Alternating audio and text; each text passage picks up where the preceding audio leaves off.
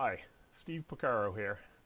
With Father's Day right around the corner, I wanted to take a moment and share a quick story about what my father taught me about sales and how he helped me break into medical devices.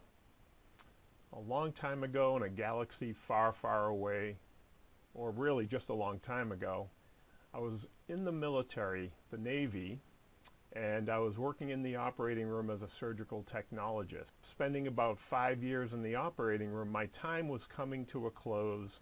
I was making plans to leave. I was stationed down in Connecticut at the submarine base, and my family and my fiance lived up in Boston. And I was out there looking for jobs, planning to go to school, get married, and I happened to interview, and I managed to get a nice position as the assistant director of a central supply in one of the major hospitals. So thinking everything was okay, life has a funny way of changing, I was trying to wrap things up. I had about 90 days until my separation, and I started talking with some of the medical device sales professionals that would come into the operating room. And again, we had a small community-sized hospital on the submarine base, did a wide range of procedures, and I got into a conversation with one of the orthopedic supply people. He was selling orthopedic fracture management equipment, and he asked me if I ever thought about getting into sales. And at the time, it really didn't cross my mind. I know there were some people I worked with coming from the operating room, getting a job with a company at the time would give you a company car, expense account, and all types of benefits, and it really was hitting the holy grail of sales. This was at the late, let me see,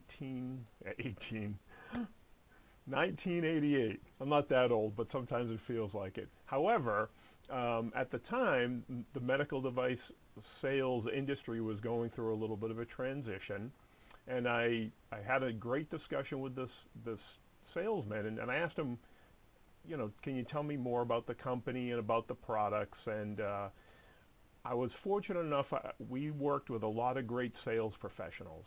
But on the other hand, we worked with some sales professionals that were a little unsavory.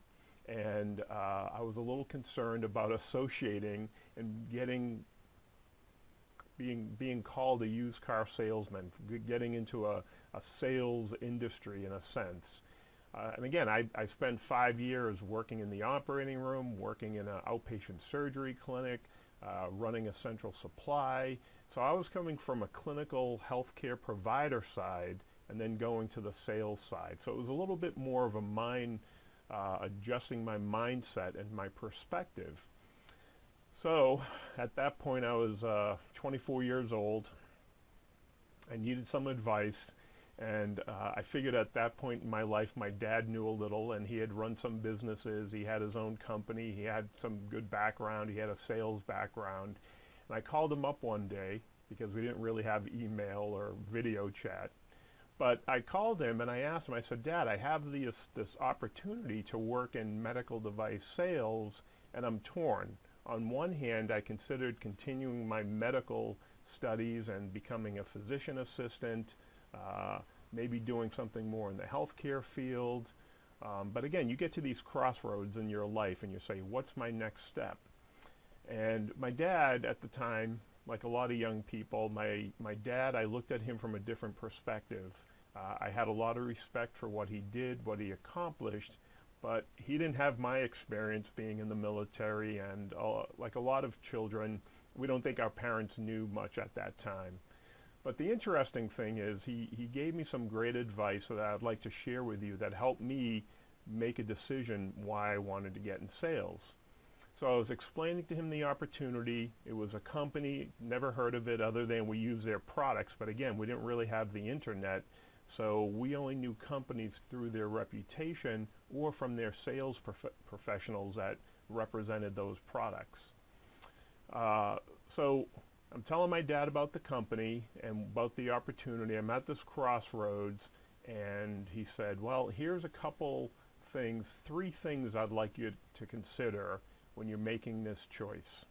Number 1, You're not selling used cars. You're not selling, and nothing wrong with used car salesmen. I've bought plenty of used cars, but you know, a lot of people have their interaction of what a salesman is from their experience on TV, from books, and a lot of times, you know, we had this negative connotation. And for a lot of people, we didn't really know what a sales professional was. But he said to me, you're selling high-tech equipment, state-of-the-art technology, cutting-edge technology in the healthcare industry. You're not selling something that somebody doesn't want. It's not something that you have to go in there and twist an arm. It's not a commodity product. And he said, think about going out there and selling state-of-the-art equipment. And I was always a geek or a tech head, and I always loved that approach. And I said, okay, I can do that. I can sell high-value, state-of-the-art technical equipment. He said, instead of just working in one OR, it sounds like you'd be working in a multiple. When I told him my territory would be about 45 hospitals in Connecticut, central Massachusetts, calling on surgery clinics, community hospitals, level 1 trauma, training programs, universities, and a wide range of orthopedic specialties. He said, you're out there not just helping one operating room, one group of surgeons like you are now, you'd be helping a wide range. You'd be able to have a bigger impact. And I thought that was pretty good. I could do that. But the last part was really the key factor for me. He said, when you think about selling, part of what we do is provide solutions, and we're offering people ways to overcome their challenges and troubles. And he said, I want you to take the word sell and replace it with another 4-letter word, help.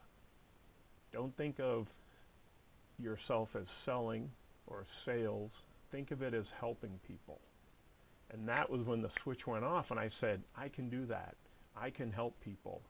Again, up to that point, I had just spent 6 years in the military, 5 years working in the operating room. I was all about helping people. So when the time came and I went through this negotiation and the company brought me on, I had limited sales experience. But I had some technical skill. I had a small business on the side that I was working. I had that entrepreneurial, I like to call it the salespreneur spirit. This company took me under their wing. They taught me how to sell, they taught me how to lead, they taught me how to train physicians and staff, and it was that deciding point, those 3 things that my father taught me about working in an environment where you can sell state-of-the-art, cutting-edge equipment, where you can work in multiple places, but more importantly, you don't have to sell, just think of it as helping people. So I'd like to thank my father for that advice on this upcoming Father's Day. I'd like to thank all the fathers out there who share their advice with their children. And I'd like to thank all the non-fathers out there who fulfill that role as mentor coaches. Some people fill that role on a regular basis and don't even realize it. But I just wanted to share that with you. And I'd like to thank all of you for tuning in. Until next time, have a great Father's Day, and we'll see you online.